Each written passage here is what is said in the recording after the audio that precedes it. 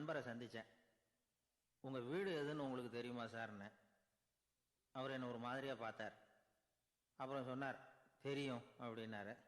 சரி, உங்கள் தொலைபேசி எண் உங்களுக்கு தெரியுமான்னு. அதுவும் தெரியும்னார். உங்கள் மனைவி மக்கள் யார் யாருன்னு உங்களுக்கு தெரியுமான்னு கேட்டேன்.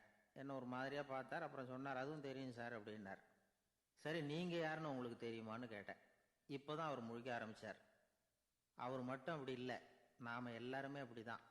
எதிரில் நிற்கிறது யாருங்கிறது தெரியும், நாம் யாருன்னு நமக்கு தெரியாது. உண்மையிலேயே நாம் யார்? இந்த கேள்விக்கான பதிலை தான் வாழ்க்கை பூரா நாம் தேடிட்டு இருக்கிறோம். புத்தர் என்ன சொல்கிறார் தெரியுமா? நீங்கள் கடவுளை பற்றி கவலைப்பட தேவையில்லை, உங்களை பற்றின கவலை உங்களுக்கு இருந்தால் போதும் அப்படிங்கிறார். நான் யார், எனக்கு ஏன் இந்த கவலை அப்படின்னு உங்களை நீங்களே கேட்டுக்குங்க அப்படிங்கிறார். நாம் ஏன் கடவுளை படைத்தோம்? அது ஒரு நழுவல் முயற்சியாம். அதாவது தன்னிடமிருந்து தானே தப்பிக்கிற ஒரு முயற்சியாம். இப்படி தான் அதை சொல்கிறாங்க அறிஞர்கள்லாம். மக்கள் பொய்யான பிரச்சனைகளில் ஆர்வமாக இருக்கிறாங்க. அதுக்கு தீர்வு காணவும் முயற்சி பண்ணுறாங்க. கடவுளை பற்றி விவாதிக்க எல்லாருக்கும் விருப்பம்.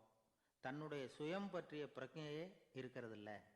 ஆகக்கூடிய விஷயம் என்னன்னா, கடவுள் சமாளிப்புக்கு பயன்படுத்தப்படுகிறார். மனவியல் என்ன சொல்லுது தெரியுமா? கடவுள், சொர்க்கம், மறுபிறவி இதை பற்றிலாம் பேச ஆரம்பிக்கிறவங்க யார் தெரியுமா? போருக்கு போகிறவன், துன்பத்தில் சிக்கி கஷ்டப்படுறவன், நோய் படுக்கையில் விழுந்தவன், இவங்க தான். நாம் அனுபவத்திலே பார்க்குறோமே இதையெல்லாம். கடவுளை துணைக்கு கூப்பிடுறவங்க யாருன்னு கவனித்து பாருங்கள். பரீட்சை எழுத போகிறவன், வேலை தேடி அலையிறவன், பண நெருக்கடியில் இருக்கிறவன், விபத்தில் சிக்கிக்கிட்டவன், இவங்கெல்லாம் தான். தேர்வில் வெற்றி பெற்றதும் அவரை துணைக்கு கூப்பிடுறதில்ல, வேலை கிடைச்சதும் அவர் துணை தேவைப்படுறதில்ல. ஏன் இப்படி? கொஞ்சம் யோசனை பண்ணி பாருங்க.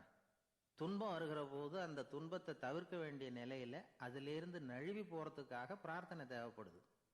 எல்லாம் நல்லபடியாக நடக்கிறப்போ பிரார்த்தனை செய்யறதில்ல. புத்தருடைய வழி என்ன தெரியுமா? அந்த வழியில் கடவுளும் கிடையாது, பிரார்த்தனையும் கிடையாது. புத்தர் செய்தது இதைத்தான்.